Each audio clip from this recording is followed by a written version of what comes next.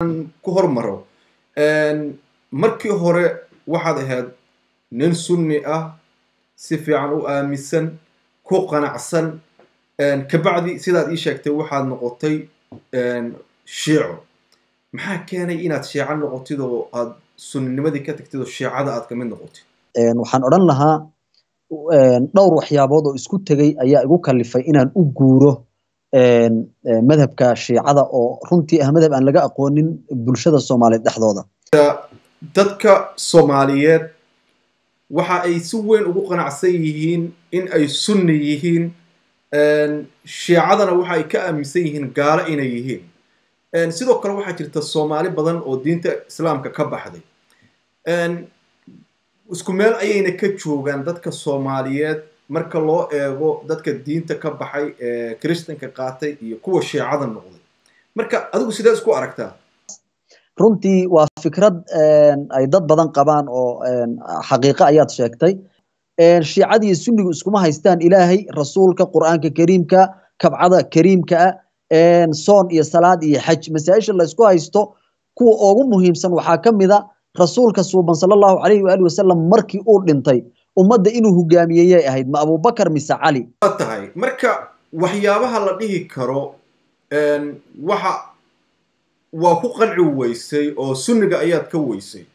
isla markaana bedelkooda waxaad ka heshay shiicada maxay yihiin nabigeena suuban alayhi salatu wasalaam wa ala ali maadaama uu ahaa isagu qofka noo fasiray quraanka oo diinta noo sharxay markii uu sii dhimanayay ummadda dardaaran buu siiyay waxyaabo badan ayay soo bandhigeen oo qaladaad ah oo shiicadu ay leedahay waxyaabahaasi waxaa ka mid ah in asxaabtii qaar ka mid ah ay aflagaadeeyaan marka adigu aflagaadadaas ma ku qanacday mana dhihi karo shiicadu si guud oo si wadar ah ay asxaabada u aflagaadeeyaan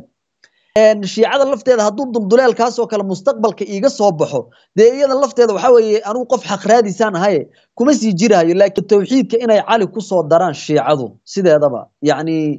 waa haddaan ka hadlaynin dacaayad ma dacaayadda laga sheega mise xaqiiqada meelaha aan tagay waxaa ka mid ah magaalada Karbala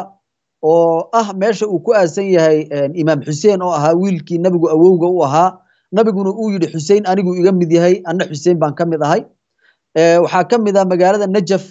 ama magaaladii horaan loogu yaqaan jiray Kuufa oo isla koonfurta Ciraaq ku taala oo uu ku aasan yahay imaam Ali ibn Abi Talib oo ahaa saxaabi jaliil ah kana mid ah dadkii ugu waaweyn ahlul baytka meelaha kale intay waxaa ka mid ah magaalada Baghdad oo uu ku aasan yahay Musa al-Kadhim oo uu ahaa wiil uu imaam Ali awowsa afraad u ahaa oo uu dhalay nin la oran jiray Jacfar Sadiq oo ku aasan magaalada Madiina uu awow oo aabba u ahaa waxaa ka mid ah sidoo kale meelahan tagay magaalada Samarra oo ku taala bartamaha Ciraaq oo ay ku aasan yihiin laba imaam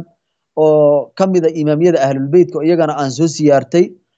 una soo duceeyay kana soo ducaystay soona barakaystay sidoo kale waxaa ka mid ah wadanka Iran waqooyigiisa magaalo ku taalo oo la yiraahdo Mashhad imaam ku aasan oo la yiraahdo Imaam Ali Rida oo uu Musa al-Kadhim dhalay aan isagana booqday ka mid bay tahay marka meelayowgaas ka mid ah meelaha barakaysan ee aan booqday